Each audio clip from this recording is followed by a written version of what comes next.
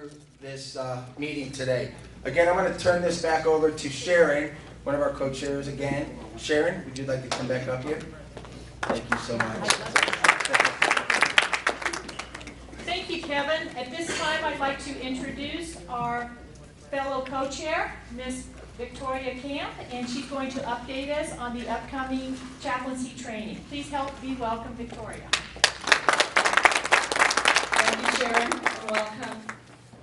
Officer Hollis will be coming up in a minute, but I'm just going to give a little bit of a prep so you'll know who will address you to bring you up to date.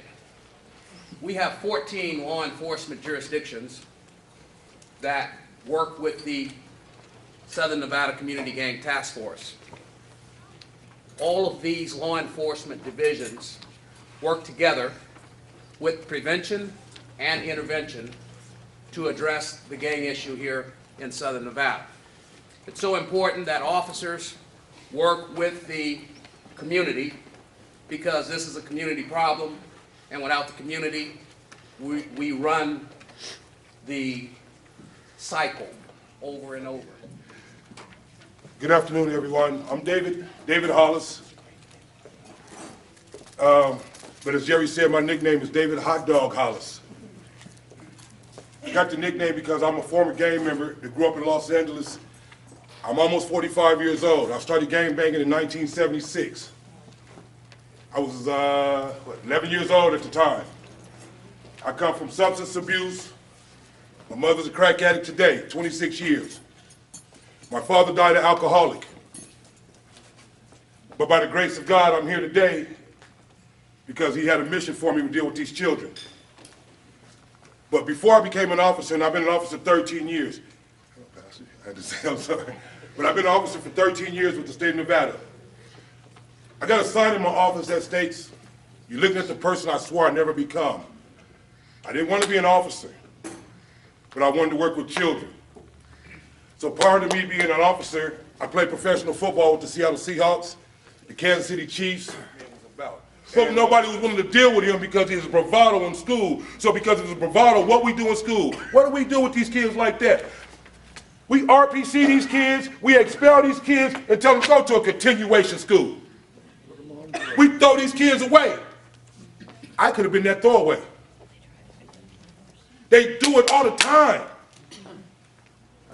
Thanks for that great introduction, Jerry. Jerry's a trooper. In 2006, our city had a record high homicide rate, and Metro and the Gang Task Force and others were concerned about how we could stop that.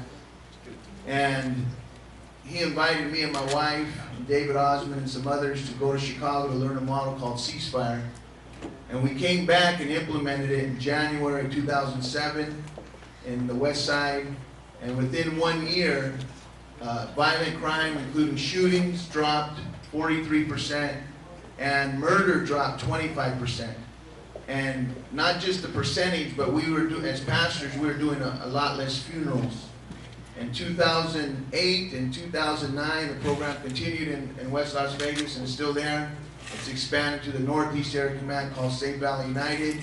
In 2009, homicides dropped 10% in the Northeast Area Command. And it's designed to prevent. And as you heard Hot Dog talking, a lot of that is intervention. Gang members that are already involved. But I know that one of the things we have to concentrate on is prevention. Prevention, prevention, prevention.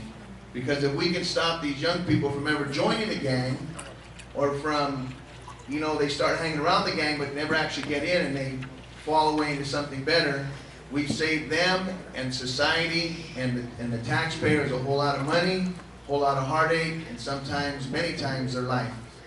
And so my wife has accompanied me on all those roll calls, I'll call them, every time there's a violent shooting. Many times girls are involved, and my wife will go with me to the hospital and our outreach workers.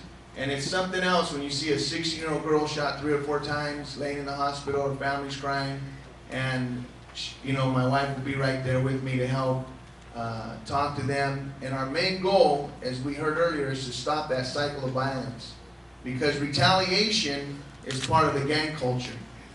It's a must. If you don't retaliate, you're out of the gang, or they'll harm you. And so when we show up at the hospital or we show up in the community, it's to prevent retaliation. And that's how so many lives are saved.